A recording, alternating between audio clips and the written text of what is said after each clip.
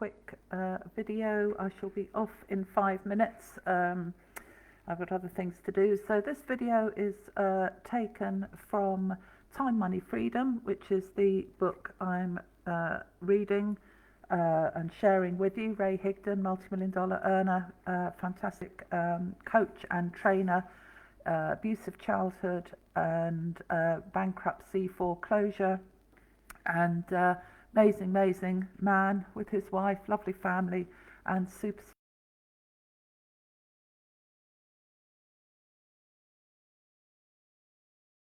big communities.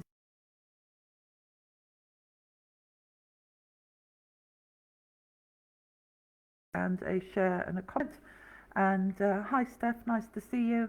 So change your relationship with money. I've got 3 tips and a bonus tip at the end. You know, it's our subconscious beliefs that affect what we think about money.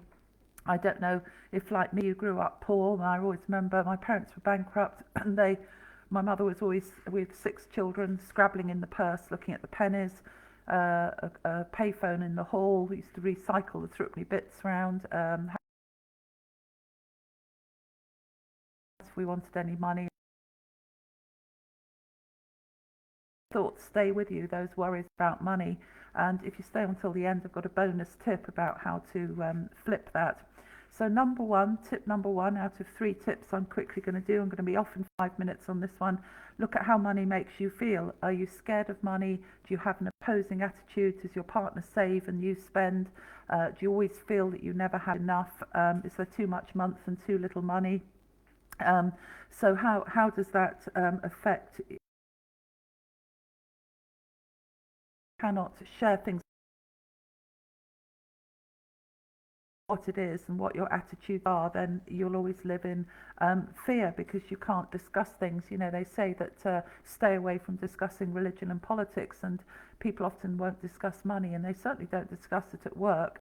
You know, there's still pay gaps that exist, and nobody shares their salary details with other people, and if they find out they're earning more,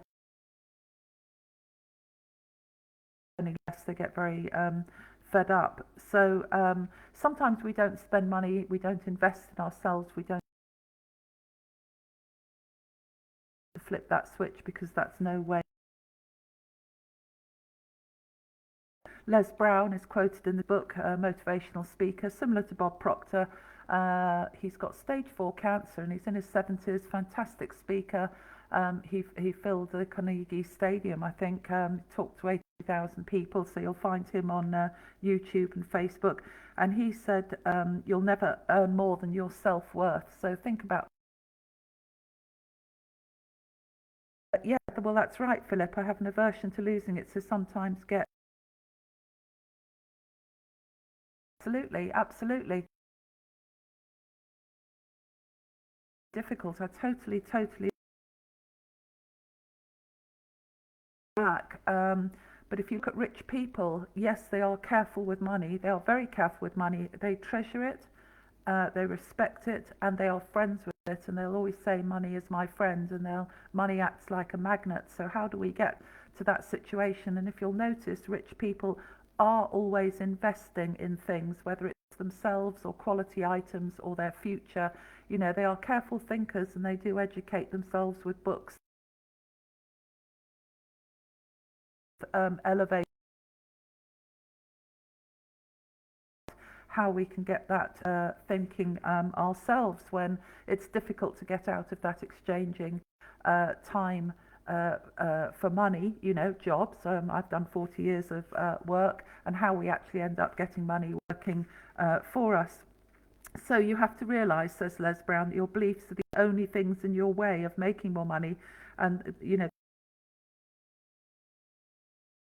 nebulous, doesn't it, those beliefs? How do I, if I say, oh great, I'm friends with money, super, yes, I'll invest in myself, oh okay, I won't.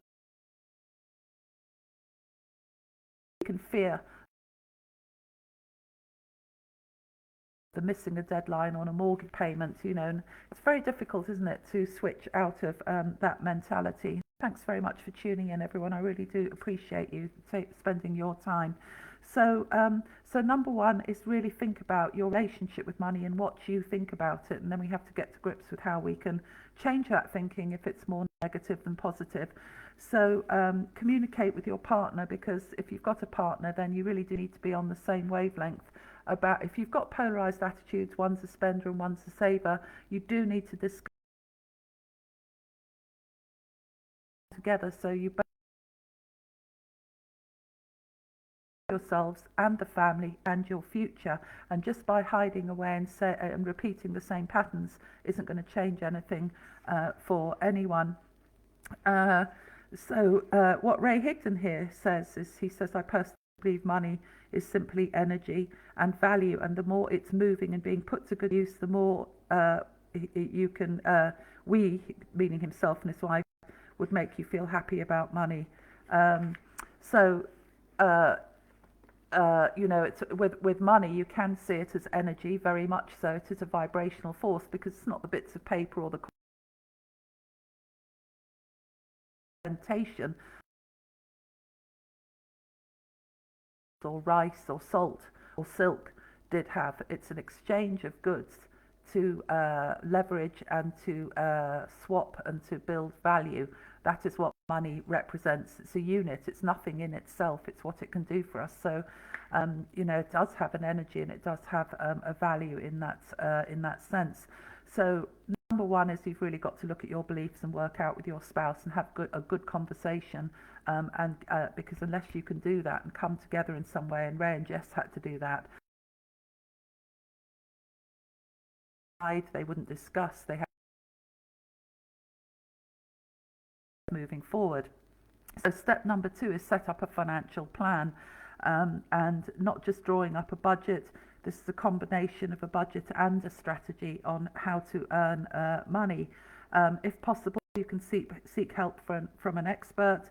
You may not feel comfortable with that, but there's value in someone you every time they invest your money, but they're paid a percentage as a whole. But you need to find people that you trust, or a person that you trust, your assets move forward, so that you can incrementally make changes with trusted advisors, and to move forward, because we've all got retirement plans, we all need healthcare. So the action item here is, are you, after you and your spouse are on the same page, start researching a financial plan that works for you and meet with an expert. If it's just you that's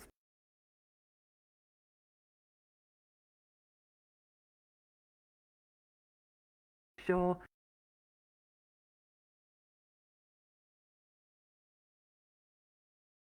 recommends each month, at what age,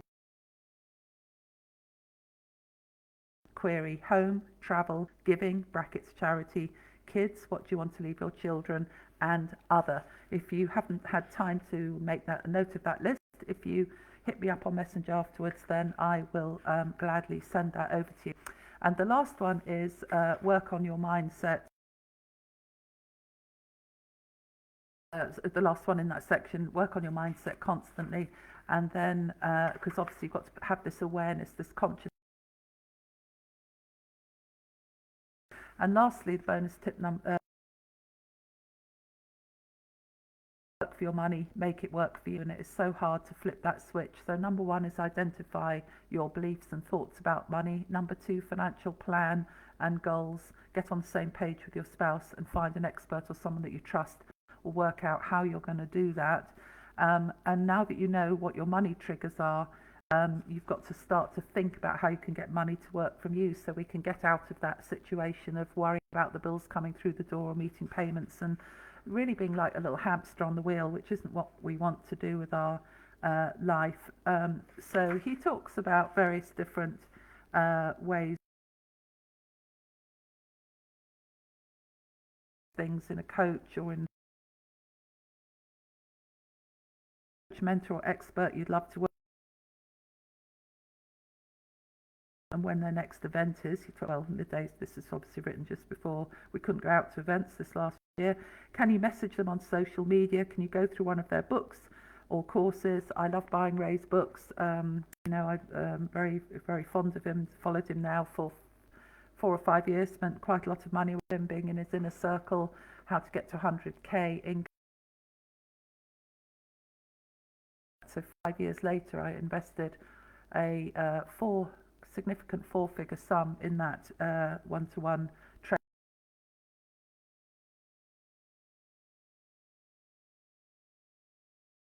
Reviews online.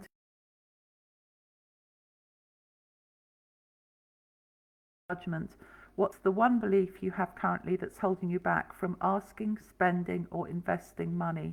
Now take that thought and write down the exact opposite thought that a person who believed something completely different from you would have. So I've circled this here. He says, this is what Ray says. Remember, he's worth now 20-30 million after bankruptcy, foreclosure, and a lot of arguments and struggles in their early days with he and his wife about money. He says, one exercise I do that helps with many things that make me uncomfortable, not just money, is flipping a thought 180 degrees. For example, if my first reaction is to shy away from making an investment, I'll flip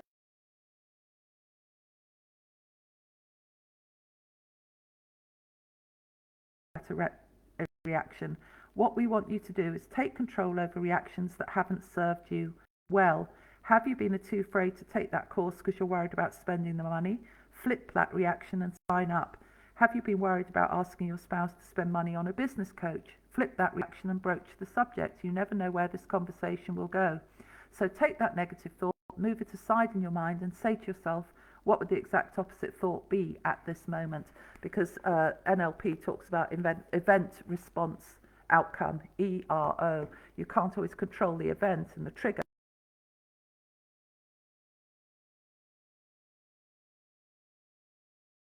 And say, okay, well,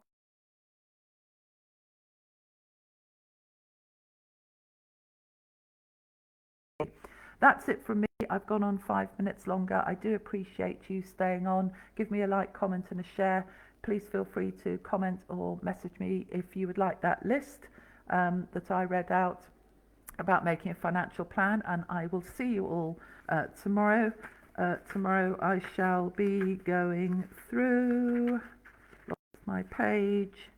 That was Toss the Judgment.